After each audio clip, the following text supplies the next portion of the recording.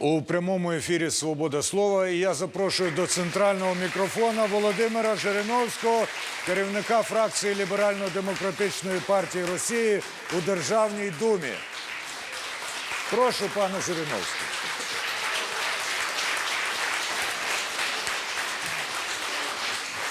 Господин Жириновский, вы... Добрый вечер. Господин Жириновский, вы ярый сторонник объединения трех братских славянских народов России, Беларуси и Украины. Как вы считаете, в условиях кризиса, которые переживают наши страны, газовое принуждение к союзу будет эффективно работать на объединение? Может, лучше объединяться на либерально-демократических принципах, исповедуемых вашей партией? Любое объединение в мире, любые союзы, даже союз двух людей – это всегда понуждение. Не надо мечтать о какой-то свободе. Ее не было никогда, свободы. Вот у вас есть передача «Свобода слова». Вы всем даете слово? Нет. Все вас могут сейчас найти. Вы кого пригласили? Кого считаете нужным? Жириновский, вам я отказать никак не мог. Ну, спасибо, не отказали. Просто да и вы не отказались. Люди хотят вот какой-то абстрактной свободы. Ее нет, никогда и не будет. Всегда действует принцип какого-то понуждения, какого-то насилия. Потому что у людей разные интересы. У государств разные интересы.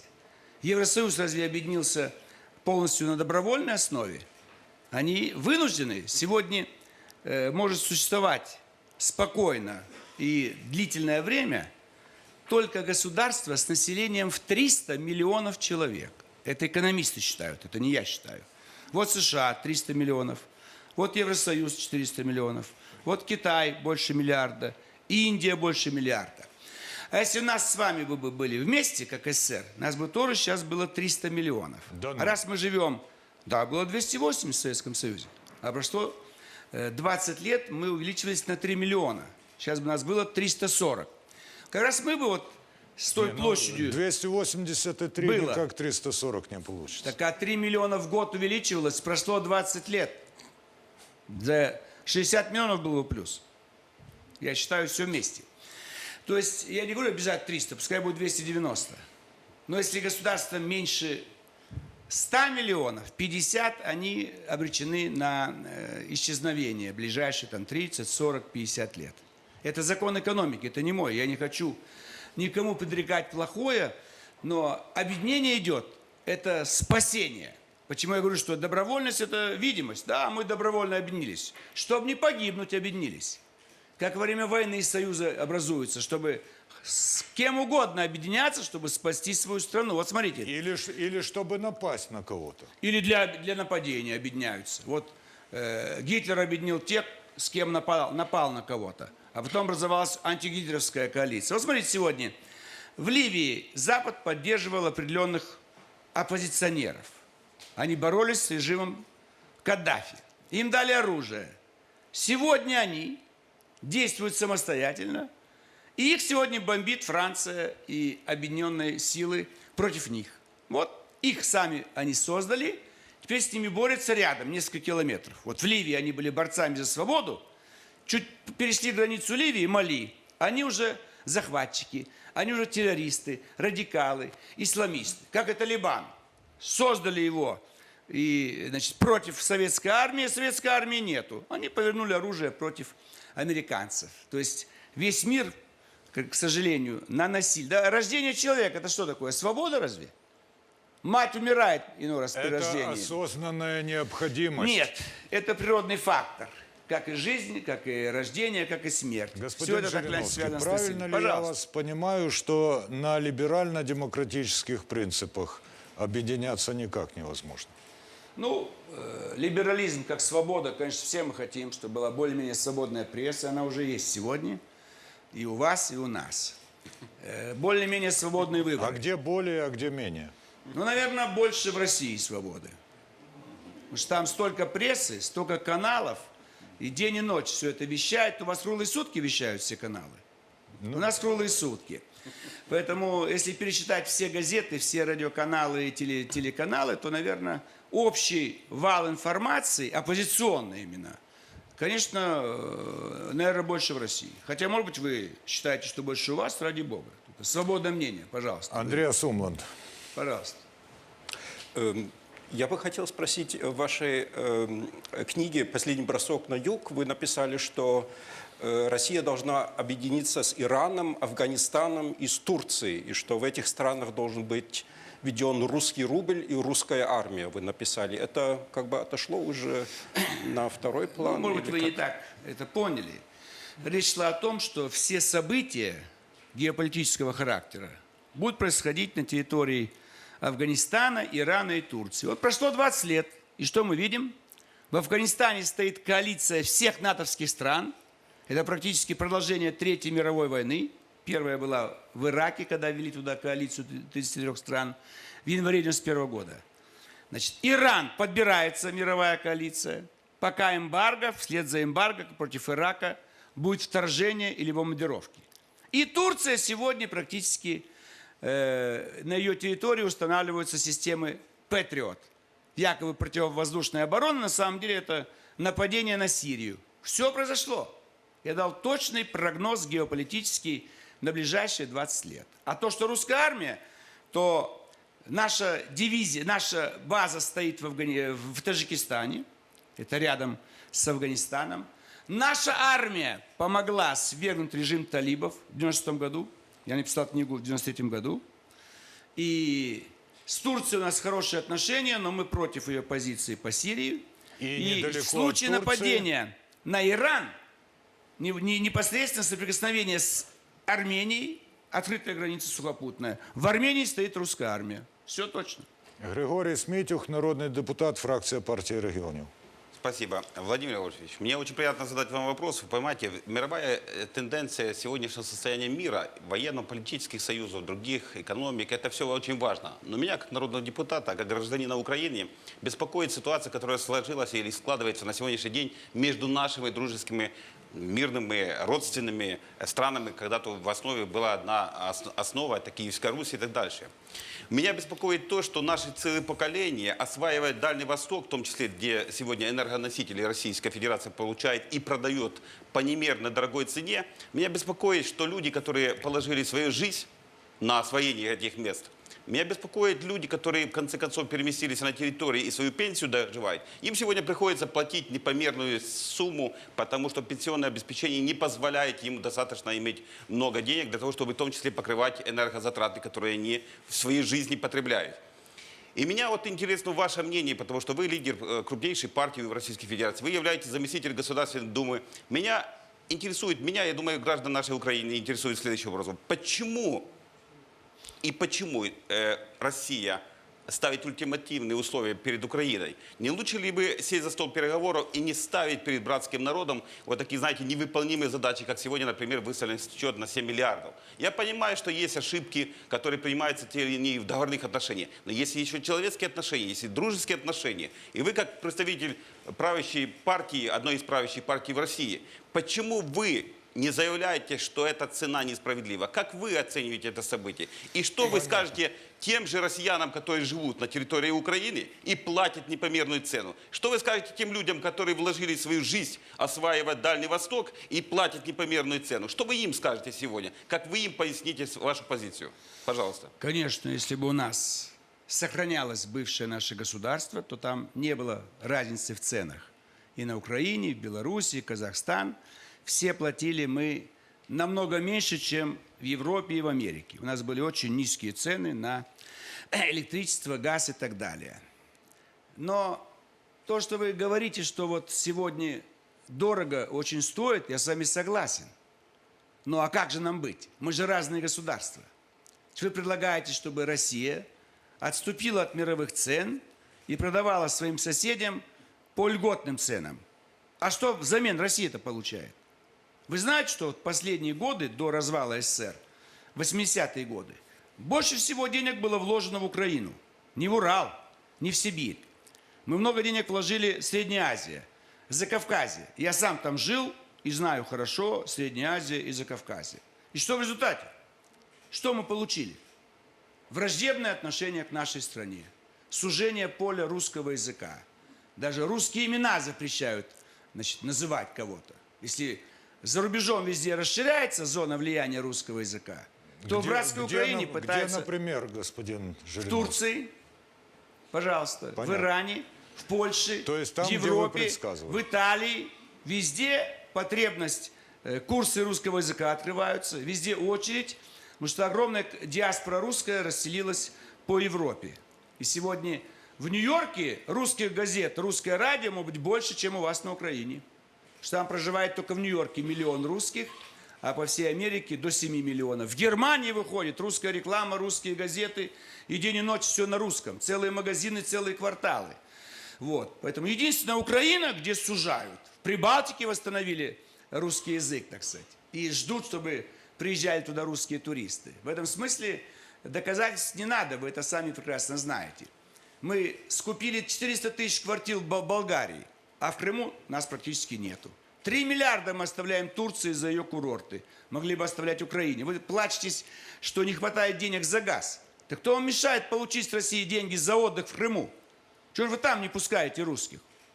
Ну, чего вы мешаете пропустить поезд Керчь, Москва, Керчь, Симферополь и Севастополь, Ялта и так далее? То есть у вас, ведь в чем смысл вот таможенного союза?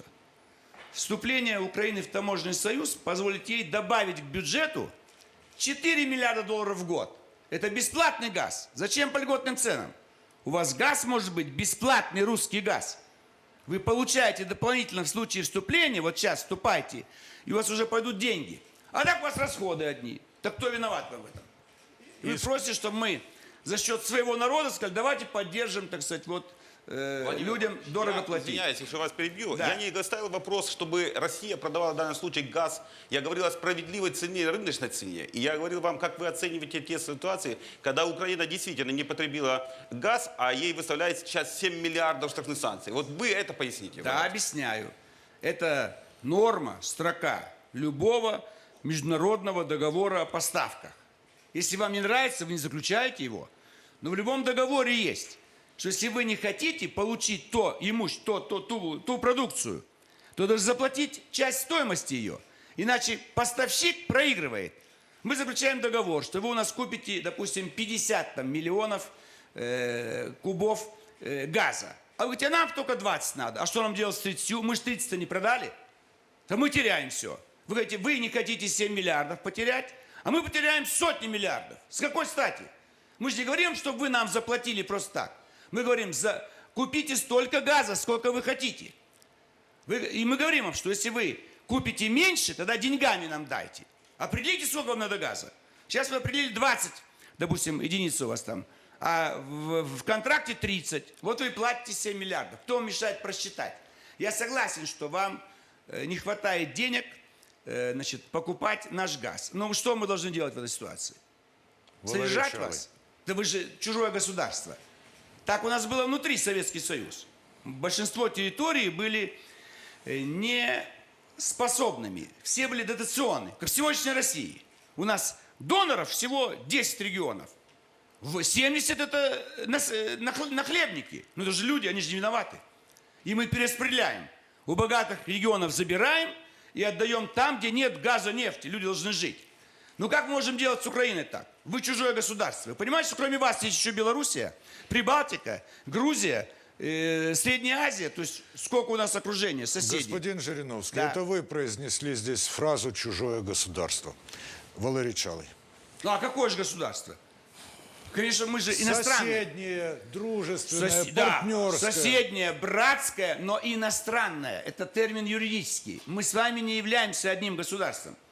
Вы сами провозгласили, Кравчук провозгласил независимость 1 декабря 1991 года. Мы этого не хотели с вами. И 100 раз предлагали, давайте найти новые формы, добровольные, выгодные вам, нашего объединения. И пусть это скажет украинский и русский народ, проживающий здесь. Вы здесь голосовали сейчас? Там, по-моему, за вхождение в таможенный союз где-то 30% или там 40%. 36. 36. Остальные против. Это здесь, в этой аудитории. Это вы их собрали. Давайте свободный референдум. Я вас уверяю, 70% будут за вхождение в таможенный союз. Не меньше. Прибалтика свободный референдум. Обратно в Советский Союз хотят. Все. Но никто референдум не проведет. Чехословакия, Чехия хочет обратно в Советский блок. Она испытала НАТО, Еврозону, испытала Евросоюз. Они все обеднели. И Венгрия, и Болгария, все, кто вступил в Господин Евросоюз, Жириновский, все какой- стали жить хуже. Да, какой последний всенародный референдум был проведен в России? незаконный референдум о, так сказать, заключении нового союзного договора. Такой референдум проводить было нельзя. Понятно. Ни в одной Валерий- стране Валерий мира Чалый. подобного рода референдумы не проводились. В Швейцарии проходит референдум, будем ли строить бассейн в этом квартале. Пожалуйста, такое можно. Оставить референдум, будет ли государство наше, это исключается. Владимир, Валерий Чалый. вот вы приезжаете, и уже как эксперт в Украине, я помню тут же в этой студии, Да. много лет назад, тут вы водой обливались, помните, да? И Я уже не так, обливался. ну, с это, Павловским. это ваши люди, С там, Павловским, с Павловским. Он Это нервничает, ваши, у него ваши. ничего не получается у Так вот, Павловского. ну, вы эксперт, вы даже квашеную Да. капусту сегодня попробовали. Да. Да. Опять. Опять Идет же, хорошо да. пресс-конференция. Ничего нет плохого. Надо Так спровоцировать. вот, не, я про Бессарабку. Давайте, Вы давайте. же говорили, что на Бессарабка, Бессарабке да. попробовали Да. там капусту. И вот ваша аргументация, вот вы выдаете эти фразы. Первая фраза: независимость Украины там получила сразу, развалила. Первая Россия была, вы забыли уже. Второе: дотация в Вы Украину. объявили о Почему? независимости Подождите, 1 дайте я скажу. декабря. Мы Хорошо. 8 декабря. Замечательно. Разница Все равно в неделю. развалил Советский Союз, в том числе Россия. И были объективные условия. Второй момент. Да. Украина не была на то время, так как вы рассказываете, потребителем только, дотационным регионом. Мы как раз были одной из республик, которая давала результат. И наша проблема была в том, что потом осталась здесь вся эта промышленность военная, которая нам обузой легла, в конце концов. И в связи с этим, дальше я поддерживаю вашу фразу про демографию. Я согласен, она созвучна тому, что в Давосе говорил Дмитрий Медведев. России нужны люди. Россия, вы правильно сказали, 160 миллионов может развалиться действительно, если не добавить демографически. Видимо, Украина рассматривается как такой ресурс. Я понимаю эту позицию России. Но у меня вопрос следующий в связи с этим. Вот сейчас постоянно вы опять в эту риторику про таможенный союз, хотя тут не совсем все цифры, кстати, они лучше, чем вы сказали, на самом деле. Но если спросить про ЕС, то большинство населения в ЕС хотят на сегодня. Но вот сегодня объединение в России официально звучит. Премьер-министр, президент говорит о том, что нужно налаживать связи 4 пространства с Европейским Союзом. Да? Объединяться, модернизироваться через взаимоотношения с Западом, с Европейским Союзом. А вы тянете в другом направлении. Значит ли это, что ваша партия не поддерживает официальную линию президента, премьер-министра Российской Федерации? Значит, речь идет о том, чтобы обеспечить взаимный обмен новыми технологиями. Мы же не ставим вопрос о вступлении России в Евросоюз или в НАТО. Поэтому в этом смысле всеобщий обмен, пожалуйста. И с Америкой, и с Китаем, и Индией, где угодно. Вот. Вы говорите, были объективные причины для распада СССР. Не было ни одной объективной причины. Ни одной. Мы в 90-м году куда были более высокоразвиты, чем сегодня. Каждая из нас в отдельности. Куда более высоко. Мы до сих пор с вами не достигли результатов 90-го года. Поэтому это все была провокация. И не Россия это спровоцировала. Это Западу было выгодно. Раздел Советского Союза. Это была его мечта. Не удалось через Гитлера сделать, вот через коррупцию сделали. Подкупили наших с вами руководителей, как и сегодня продолжают подкупать. И у вас есть 5-я колонна, оранжевые, и у нас они есть. Только мы их крепче зажали, вам труднее это сделать, потому что вы ближе с границей. Что? У вас какого цвета 5-я колонна? Кто какого цвета? Ну, вы говорите, оранжевый это общее название. Все, кто, выполняя волю Запада, устраивает революцию. Там и у вас была, и в Тбилиси была, и в Бишкеке.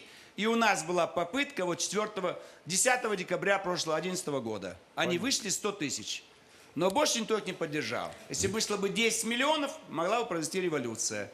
Но 100 тысяч это мало для того, чтобы совершить любую революцию. Тем более они совершенно были мирные и вообще не ставили цель эту революцию совершить. Вячеслав Пиховшик. Пожалуйста. Владимир Вольфович, вот вы начали с того, что все создается на принуждении. Да. И Россия держится на принуждении, понятно, поэтому ваша партия выступает за унитарную, строительство России тоже, да? А вот если бы вы в нас в студии выступили бы с другим обоснованием, например, с тем, что с одной стороны живет определенное количество русского населения на Дальнем Востоке, а с другой стороны больше миллиарда китайцев. На одного русского попадает там 391 тысяча китайцев, например.